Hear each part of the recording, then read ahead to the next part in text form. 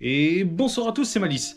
On se retrouve aujourd'hui pour la vidéo achat manga septembre-octobre. Donc la vidéo risque d'être très longue. On va commencer par la part 1, à savoir les achats de septembre qui se trouvent tous derrière moi. Allez, c'est parti, let's go.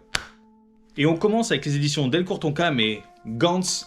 Cette grande série que vous connaissez certainement de par son animé, le film live ou tout simplement le film Gantz Osaka ou Gantz G, je ne sais plus, je crois que c'est Gantz G, je dis de bêtises, qui était paru sur Netflix. Donc voilà, l'intégrale de Gantz en édition perfecte double tome, donc très sympathique. Gantz, donc une série que je recommande à tout le monde. Certes un peu trash, un peu dur, donc pas pour les plus jeunes lecteurs, mais pour les autres, foncez, c'est une pépite. Donc c'est une série qui est en 18 tomes, 18 tomes pour l'intégrale, donc c'est des tomes doubles, un grand format. Voilà, donc c'est Gantz, n'hésitez pas à le découvrir. Je vous en parlerai très prochainement après avoir pris le temps de relire cette série, car c'est quelque chose qui est assez vieux dans ma mémoire. Donc je l'avais lu au début à l'époque, mais c'est plus vraiment très frais, donc il fallait que je les prenne, de toute façon c'est un classique. On continue ensuite toujours chez Delcourt Tonkam avec Hidden Closer. Pourquoi Hidden Closer? Cette très vieille série qui n'est plus éditée aujourd'hui. J'ai racheté le volume 1, tout simplement parce que le mien était abîmé. Ah, bah d'ailleurs c'est celui qui est abîmé que je vous montre. Je sais pas si vous voyez juste là. Vous voyez ici, la cover était griffée, un peu déchirée. Malheureusement avec les déplacements de tomes, les déménagements, le stockage et autres. Bref, j'ai racheté le tome 1 de Hidden Closer, une série hyper sympathique, un peu dans le délire Gash Bell ou ce genre de choses, qui est de mémoire en 7 tomes. Je vous en ai encore jamais parlé jusqu'à aujourd'hui. Je prendrai peut-être le temps de le faire à l'occasion. En tout cas, c'est une très très bonne série, un shonen bien sympathique avec une grande valeur humaine, notamment ce personnage-là qui lui est ce qu'on pourrait appeler un vrai homme. On continue ensuite avec le spin-off le plus sympa qui existe, en tout cas pour le moment. Il s'agit du spin-off de Jojo, donc pour la série part 4 Diamond is Unbreakable. Donc on a le droit en fait à un spin-off. On reprend du coup le protagoniste ici, Josuke, accompagné de All Horse, donc qui était en fait un antagoniste de la saison 3, qui sera lui-même accompagné. Enfin bref, tout est très bien ficelé, tout est très bien lié. On voit en fait des éléments qui se trouvaient dans la part 3, qui rallient justement la part 3 à la part 4. Donc c'est très très cool pour moi, le premier tome est une réussite. Moi j'ai beaucoup apprécié, notamment aussi en suivant le tout petit personnage qui est là. Je sais pas si vous voyez bien l'image ici, qui est en fait la cousine de Kakyoin, pardon. Donc si vous connaissez Jojo, vous saurez de quoi je parle. Bref, c'est à lire. On enchaîne ensuite avec les éditions Komogi, pardon, avec The Lion in Manga Library. On excusera l'accent foireux, et en fait c'est une série qui parle de go, de relations humaines et tout un tas de choses en rapport. Donc c'est une série que j'ai beaucoup appréciée, en tout cas les deux premiers ont été très très cool. Et ça, il s'agit du tome 3. Donc je vous avais en fait partagé mon ressenti sur la lecture des deux premiers, et je vous avais également en fait partagé une interview que nous avions réalisée avec Charles Dupin sur la planche concernant cette autrice. Donc elle avait, en plus de nous envoyer le petit volume 3, une toute petite dédicace sur feuille, bien sympathique, qui se range à l'intérieur du tome, pardon, donc qui est vraiment très très cool. En tout cas, c'est un manga divertissant, très sympathique, n'hésitez pas à y jeter un œil. On continue ensuite avec les éditions Kiun et le tome 8 de Reine d'Égypte. Reine d'Égypte, c'est une série malheureusement que je n'avais pas terminée depuis quelques temps. Il manquait la fin, et j'ai mis la main sur le tome 8. Donc c'est cool, il traînait par hasard, je l'ai acheté. Je vous le cache pas, je l'ai acheté d'occasion. Donc c'est vrai que quand c'est une série que j'adore, j'évite. Mais voilà, je suis tombé dessus par hasard, je me suis dit ah oui c'est vrai, il faut que je termine, donc je l'ai pris. Donc une série très très cool, avec une héroïne très forte, très badass, dans un univers forcément régi par les hommes, hein, si on peut appeler ça comme ça. Mais en soi, c'est une série vraiment très cool, portée aussi un peu sur l'histoire de l'Égypte ancienne. Donc je vous le recommande très chaudement. Et à contre-courant total à ce que je vous ai présenté juste avant, la suite des Gigant. Gigant et son héroïne qui est très axée fanservice à la profession légèrement douteuse, qui se bat en fait contre des créatures pour sauver le monde. Donc Gigant, je ne vous l'ai pas encore présenté parce que j'avais juste entreaperçu le premier tome. Je voulais en fait avoir la série quasi complète ou complète pour pouvoir la lire d'une traite et vous en parler, parce que je pense pas que ce soit une série qui se juge dès son premier tome. Donc Gigant en fait est du même auteur que Gantz, précédemment présenté juste avant.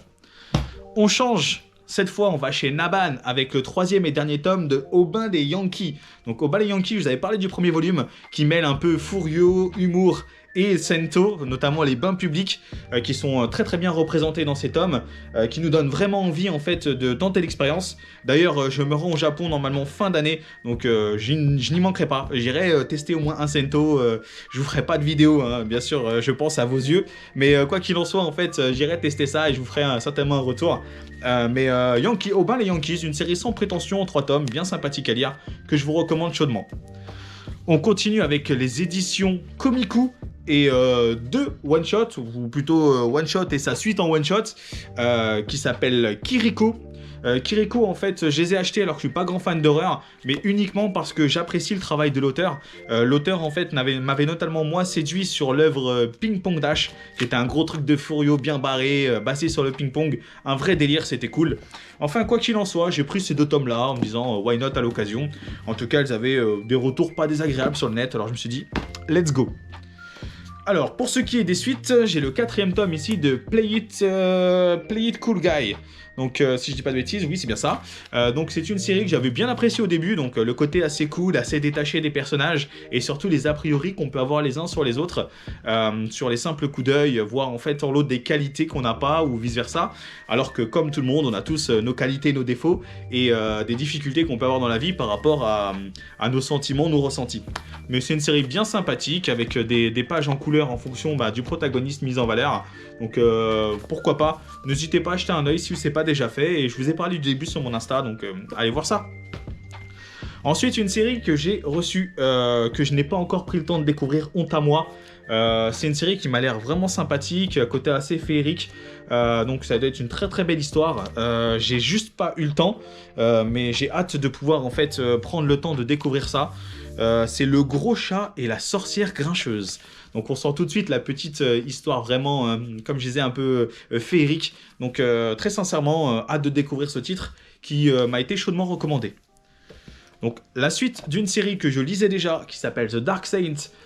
Donc là pour le coup c'est vrai que c'est difficile de pouvoir tout mettre en valeur. The Dark Saints, j'ai du coup pas pris le temps de bien vous l'exposer, mais c'est un shonen ma foi qui m'a plutôt bien plu, donc avec un petit délire isekai comme toujours, et donc un peu tout ce qui est heroic fantasy et compagnie.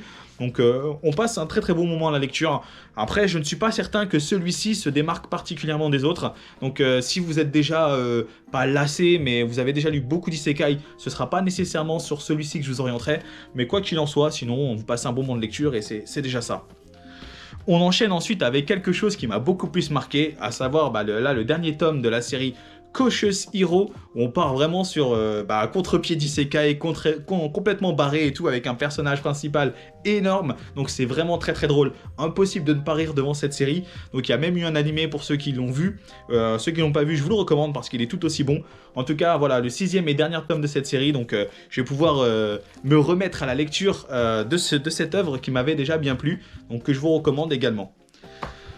Une série que je n'ai pas eu le temps de démarrer ce coup-ci, Power Antoinette, à savoir une héroïne badass qui clairement règle les choses avec parfois un peu de violence, mais toujours du tact, n'est-ce pas? J'ai pas eu l'occasion de vraiment me pencher sur l'œuvre, donc je peux pas vous en parler plus que ça, mais sachez qu'en tout cas, j'ai hâte de découvrir ça en profondeur pour pouvoir vous en parler. On continue toujours chez Doki Doki, cette fois avec ce que je devais absolument compléter, et oui, honte à moi, je ne l'avais pas encore fait. Il me manquait quelques tomes de l'édition de luxe de Sunken Rock. Pour ceux qui ont vu d'ailleurs ma vidéo Mangatech partie 1, ils ont dû voir qu'il me manquait quelques tomes de Sunken Rock. Bah voilà, c'est chose faite, j'ai complété ma collection. Il m'en manque peut-être un, je ne suis pas certain, mais il me semble que je les ai tous acquis maintenant. Donc Sunken Rock, c'est une pépite, il faut absolument que vous lisiez ça. Je ne peux que vous le recommander. Donc l'histoire du boss le plus stylé de... Bon, je crois même que c'est l'un des personnages le plus stylé de tout le manga game confondu, le boss Ken. Donc ceux qui ont la possibilité de découvrir Sunken Rock, allez-y, foncez. Bon, sachez que c'est un seinen, hein, donc c'est plus pour un public, d'adolescents bien avancés ou éventuellement de jeunes adultes que de jeunes enfants. Mais en tout cas, pour le reste, vraiment top, et cette édition juste magnifique. Hop là. On va essayer de pas l'abîmer. Alors, on enchaîne avec Mangetsu et ma lecture en fait d'Halloween. Donc j'ai beaucoup de retard sur mes lectures et donc j'ai pas pu vous faire le post immédiatement, mais sachez que ça c'est une des séries d'horreur qui m'ont vraiment fait de l'œil. Contrairement en fait à ce qu'on pourrait croire ou ce qu'on a pu voir sur les réseaux, je ne suis pas très branché Junji Ito, mais en revanche ce type d'œuvre là me parle déjà beaucoup plus. Parce qu'il y a moins ce côté malaisant, certes beaucoup plus proche de la boucherie, mais vraiment très sympathique à découvrir, vraiment très divertissant. Voilà, donc Pumpkin Night, pardon, j'allais dire Scissor. Pumpkin Night, c'est une série qui devrait vous ravir si vous aimez le genre un peu de survie, de tuerie. En tout cas, voilà, une série bien sympa. Dans la série Mangetsu, mais celle-ci, pour le coup, on est vraiment sur une œuvre qui me parle directement parce que j'adore le genre.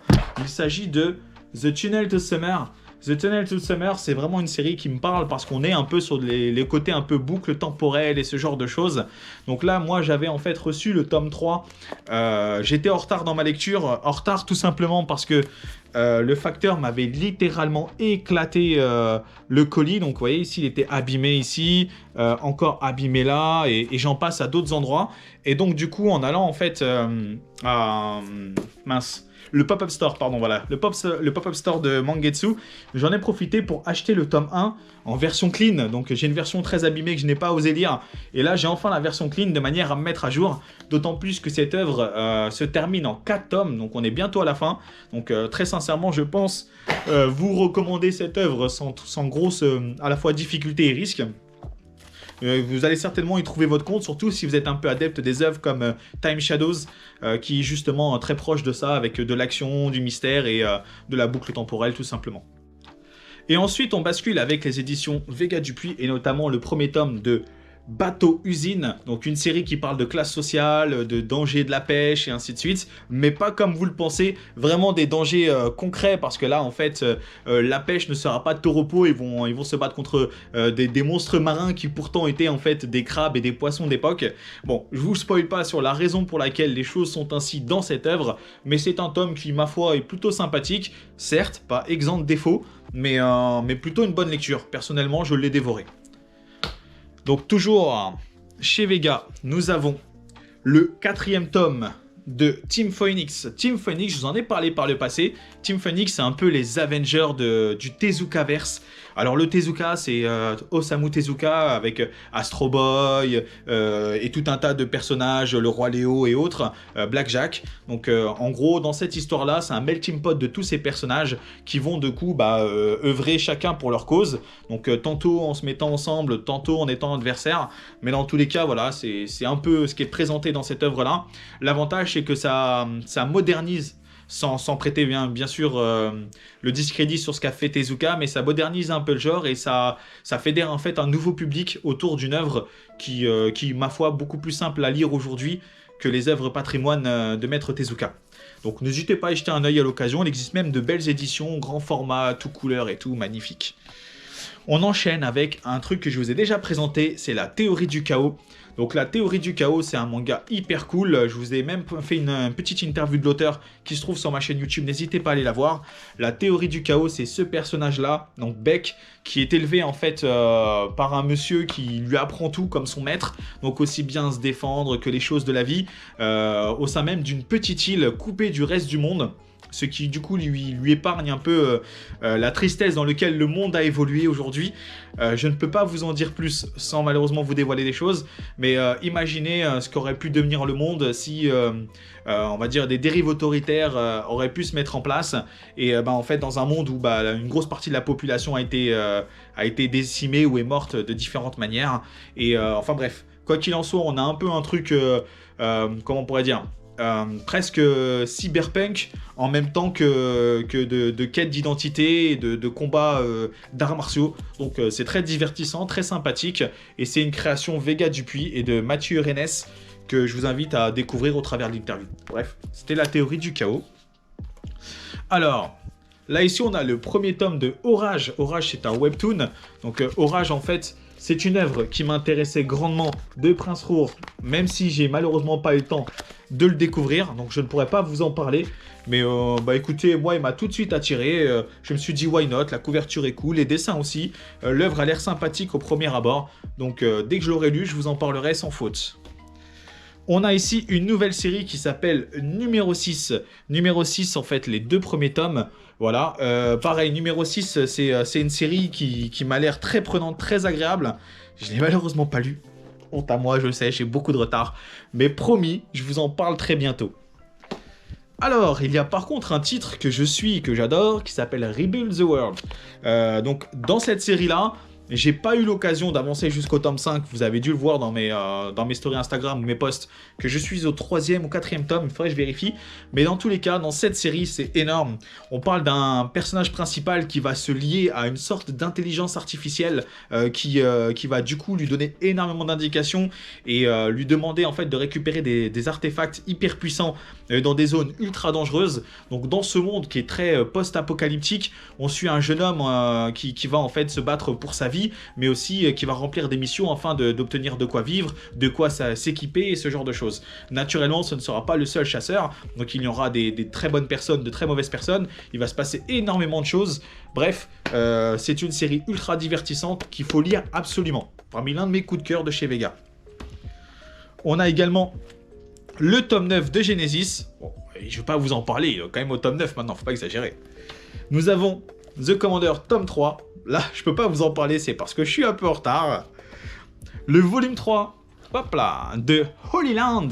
Holy Land, là, pour le coup, c'est vraiment cool. J'ai dû... Ah, quoique non, mon poste n'est pas encore parti. Holy Land, en fait, on parle de ce jeune homme-là qui était une victime, qui, du coup, en fait, a décidé un jour de ne plus se laisser faire. Et coup du sort, ce qu'il a commencé à apprendre en autodidacte, donc de simples petits mouvements de boxe, vont lui permettre en fait de se faire une certaine réputation dans le quartier. Et comme toute réputation, ça a du bon et du mauvais.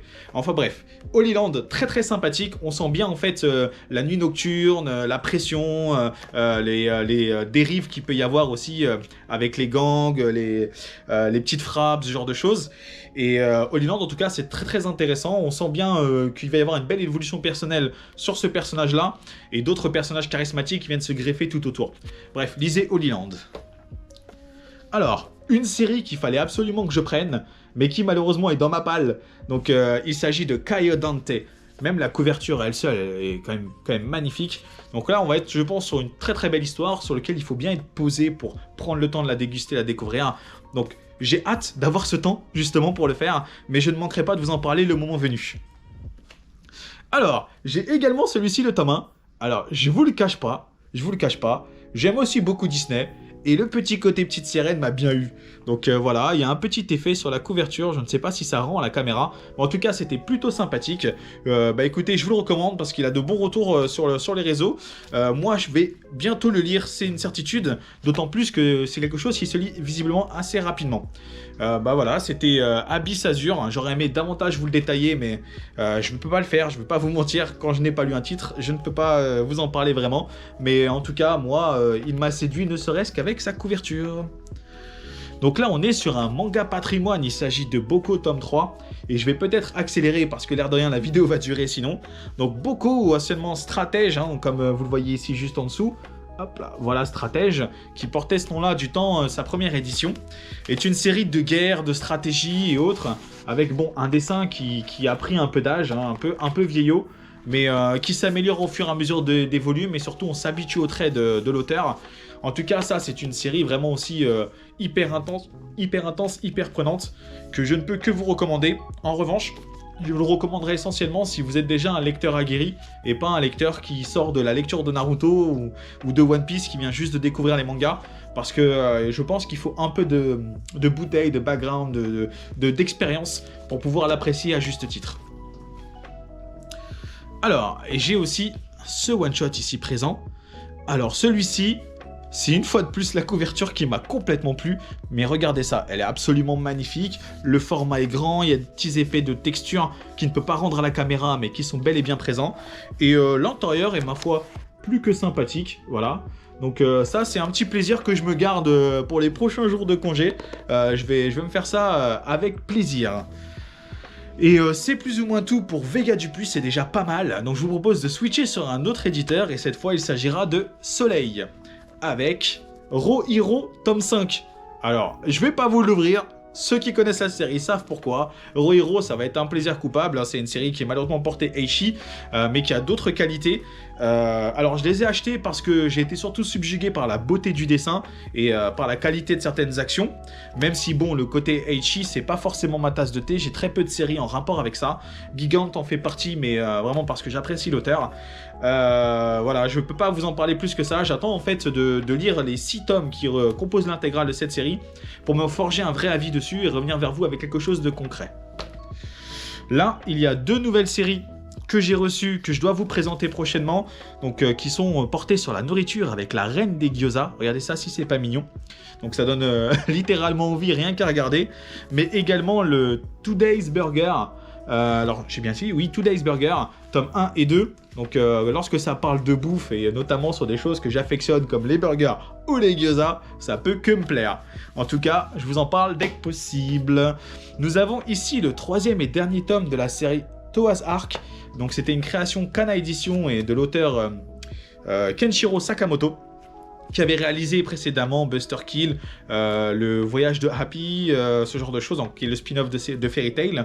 Donc Toa's Ark, en fait, c'est une série super cool qui parle justement de l'Arche de Noé, donc une revisite bien évidemment, on n'est pas sur le truc pur et dur.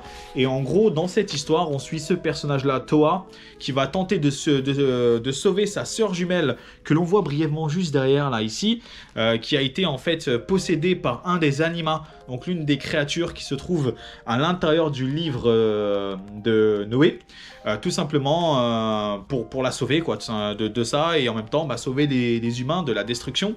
C'est un peu tout l'enjeu de cette histoire. C'est un shonen qui est plutôt dynamique, plutôt sympathique, une série feel good avec pas mal en fait de bons sentiments qu'on retrouve dans les shonen.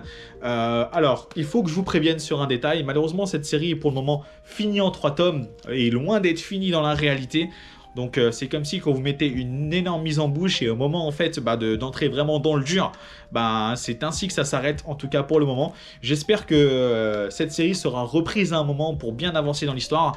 Le cas contraire, certains pourraient être frustrés. Alors, nous enchaînons ici sur New Normal. New Normal, tome 4. Alors, celui-ci, je l'ai littéralement adoré. New Normal, en fait, c'est une série qui nous explique un petit peu ce qu'aurait pu devenir notre vie si la période pandémie avait continué et s'était intensifiée. Dans New Normal, en fait, on suit le personnage principal qui, du coup, en fait, a toujours connu le masque.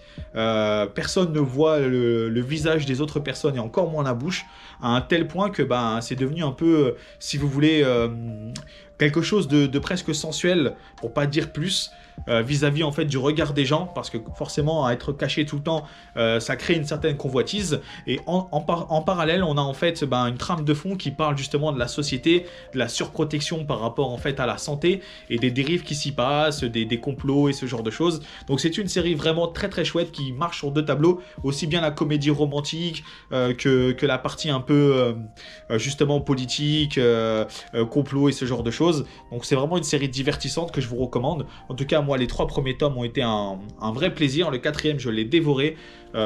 Du normal, quoi. Du normal. Alors, nous sommes maintenant sur le 2e tome de Showa Shoten. Donc, Showa Shoten, la dernière œuvre de Takeshi Obata. Donc, je vais quand même essayer de citer, oui, Akanari Asakura, histoire de citer quand même le scénariste, parce que c'est vrai qu'on a tendance à s'arrêter à Obata. Alors, cette série, elle est sympathique. Le premier tome m'a plu sur pas mal d'aspects. On retrouve le côté Bakuman, la relation entre les personnages, le dépassement de soi, ce qui se passe dans un très bon shonen. Bref, c'est très très cool. Par contre, le sujet de l'humour et notamment en fait le style d'humour qu'ils utilisent, on ressent directement en fait la différence culturelle que l'on a nous vis-à-vis d'eux et le fait que cet humour-là peut ne pas vous toucher. Par exemple, moi, à titre personnel, je n'ai pas vraiment ri à leurs blagues. Je me suis parfois plutôt ennuyé plutôt que prendre du plaisir sur ce genre de détails, alors que tout le reste est magnifiquement maîtrisé et très sympathique. Donc j'ai pas lu encore le tome 2, peut-être que dans le tome 2, aussi bien les blagues que la tournure me permettra en fait de pousser beaucoup plus loin. Ce que je risque en fait, c'est qu'à terme, d'ici quelques tomes, me rendre compte que finalement en fait j'y trouve pas mon compte, alors que c'est génial. Après, je veux pas m'avancer, je n'avais rien pour le Go et pourtant Hikaru no Go c'était une dinguerie. Alors, qu'avons-nous encore ? J'ai mis la main sur le premier de Ring Eyes, parce que j'avais le 2 et le 3, je n'avais ni le 1, et malheureusement ni le 4, qui est le dernier tome. Donc c'est une série qui me faisait de l'œil, sans mauvais jeu de mots.